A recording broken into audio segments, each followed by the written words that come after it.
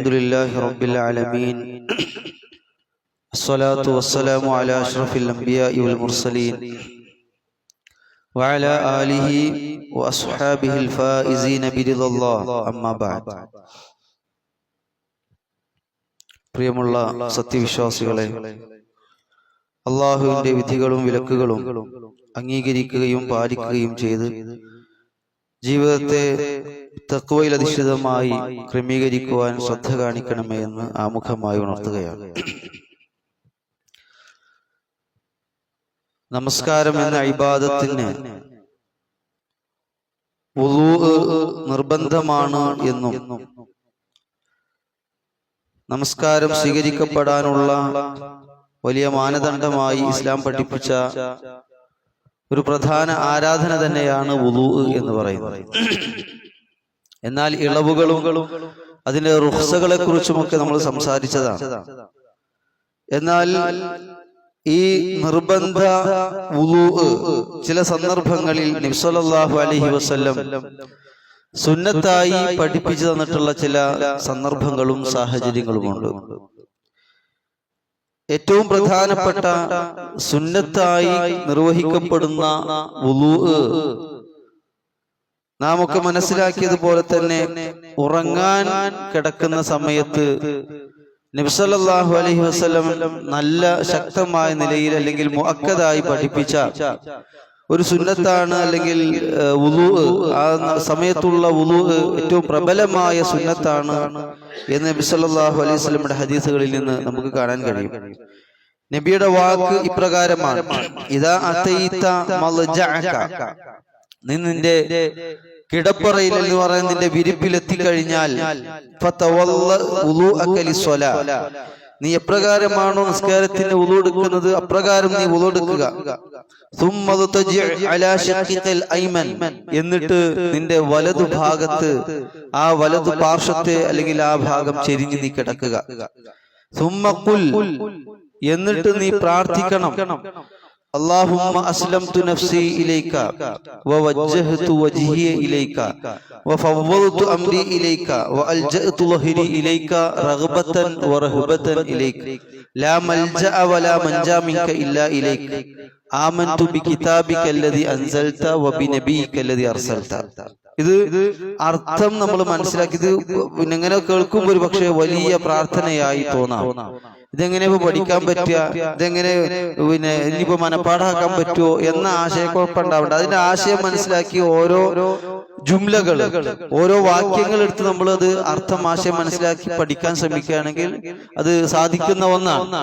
ഏതായിരുന്നാലും വുളൂ എടുക്കുക എന്ന പ്രബലമായ സുന്നത്ത്, വലതു ഭാഗം ചെരിഞ്ഞു കിടക്കുക, എന്നിട്ട് ഈ പ്രാർത്ഥനയാണ്. ഈ പ്രാർത്ഥനയുടെ മാഹാത്മ്യത്തെ കുറിച്ച് നമ്മൾ മനസ്സിലാക്കേണ്ട ഒരു കാര്യം, ഈ പ്രാർത്ഥന ആരെങ്കിലും ചൊല്ലി ആ സന്ദർഭത്തിൽ അല്ലെങ്കിൽ അങ്ങനെ ആ ഉറക്കത്തിൽ അവൻ ഈ ലോകത്തോട് വിട പറയുകയാണ് എങ്കിൽ ഫഇൻ മുത്ത മിൻ ലൈലതിക, ആ രാത്രിയിൽ നീ എങ്ങാനും മരണപ്പെടുകയാണ് എങ്കിൽ ഫഅൻത അലൽ ഫിത്ര, നീ ശുദ്ധ പ്രകൃതിയിലായിരിക്കുമെന്നാണ്.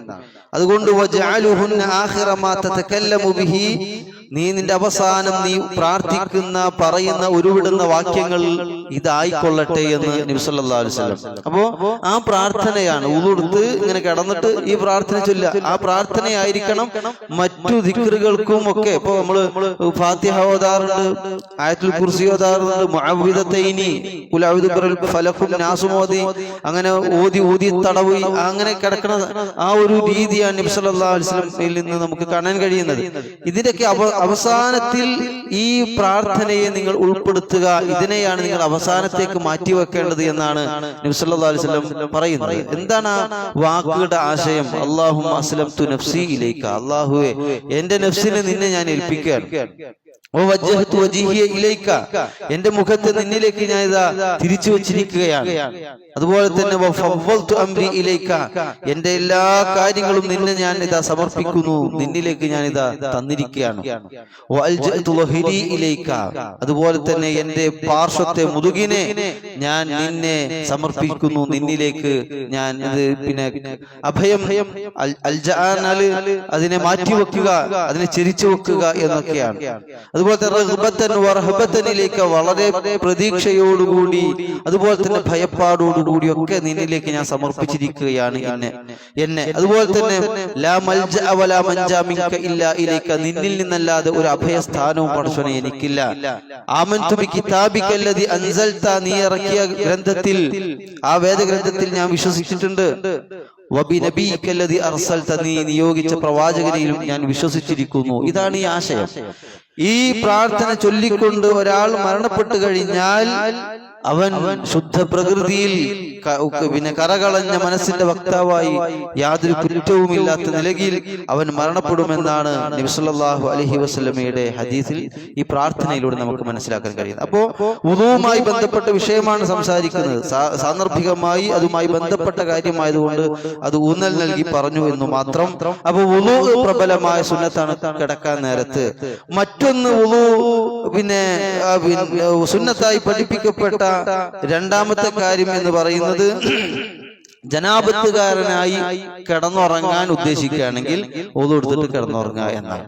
ഇപ്പോ ചില ആളുകൾ നല്ല തണുപ്പ്, ആ സമയത്ത് തണുപ്പോ അല്ലെങ്കിൽ കുളിക്കാനുള്ള പ്രയാസം എന്തെങ്കിലും ഉണ്ടെങ്കിൽ ആ നിലക്ക് അവൻ കിടക്കണമെന്ന് ആഗ്രഹിക്കുകയാണെങ്കിൽ കിടന്നുറങ്ങാം. പക്ഷെ നിസ്കാരത്തിന് മുമ്പ് കുളിച്ചാൽ മതി, ജനാപത്തിന്റെ കുളി നിർവഹിച്ചാൽ മതി, അത് അനിവാര്യമാണ്. പക്ഷെ അങ്ങനെ കിടക്കണമെങ്കിൽ അവിടെ ആ സുന്നത്ത് എന്ന് പറഞ്ഞാൽ അവിടെ ആ വുളു എടുക്കല് ഏറ്റവും നല്ല പുണ്യകർമ്മമായി സുന്നത്തായി നബി സല്ലല്ലാഹു അലൈഹി വസല്ലമയിൽ നിന്ന് നമുക്ക് കാണാൻ കഴിയും. ആയിഷ റളിയല്ലാഹു അൻഹ പറയുന്ന ഒരു കാര്യം, കാന റസൂലുള്ളാഹി സ്വല്ലല്ലാഹു അലൈഹി വസല്ലം ഇദാ അറാദ അയ്യനാമ വഹുവ ജുനുബുൻ, നബി സല്ലല്ലാഹു അലൈഹി വസല്ലം ജനാബത്തുകാരനായിരിക്കെ കിടന്നുറങ്ങാൻ ഉദ്ദേശിച്ചാൽ വസല ഫർജഹു, നബി സല്ലല്ലാഹു അലൈഹി വസല്ലം തന്റെ ഗുഹ്യാവയവം കഴുകും. വതവല്ലഅ വുദൂഅഹു ലിസ്സലാ, എന്നിട്ട് നിസ്കാരത്തിൽ വുദൂ എടുക്കുന്നത് പോലെ നബി സല്ലല്ലാഹു അലൈഹി വസല്ലം വുദൂ എടുത്തിട്ട് കിടന്നുറങ്ങും എന്നാണ്. പിന്നെ സുബഹിക്ക് മുമ്പായിട്ട് നബി സല്ലല്ലാഹു അലൈഹി വസല്ലം കുളിക്കും.